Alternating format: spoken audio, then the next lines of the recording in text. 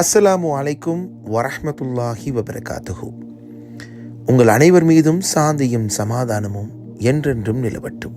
467 நாட்களை கடந்த நிலையில் சீஸ்ஃபயர் ஒப்பந்தத்துக்கு ஹமாஸ் மற்றும் இஸ்ரேல் இணங்கியுள்ளது. ஆயிரக்கணக்கான பாலஸ்தீன மக்கள் வீதிகளில் கொண்டாட்டம்.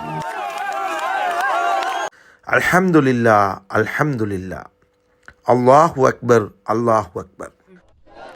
A Hamas spokesperson said, "Today we say to the Israeli population, now that the ceasefire has come into effect, you can return to your homes. And it's we who make this possible for you, not Netanyahu." An Israeli spokesperson claimed the ceasefire is the same as one offered a month ago, although Hamas disputes this.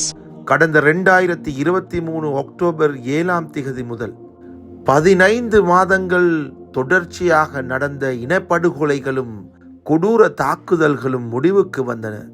45,000க்கும் அதிகமான உயிர்களை பலி கொடுத்த நிலையில் இனி இழக்கக்கூட எதுவுமே இல்லாத சுடுகாடாக மாறிவிட்ட காசா மண்ணில் இனியாவது இந்த யுத்த நிறுத்தம் நீடித்து அவர்களுக்கு நல்லதொரு எதிர்காலம் பிறக்குமா என்பதை தான் உலகம் விழித்திருந்து பார்த்து கொண்டிருக்கிறது.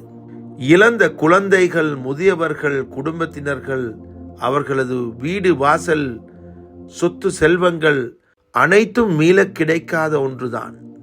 ஆனால் அந்த மரணித்த ஒவ்வொரு ஆத்மாவினதும் இலட்சிய கனவாக இருந்த அந்த புனித மண்ணை காக்கும் எண்ணம் நிறைவேறும் தருணம் வெகு தொலைவில் இல்லை.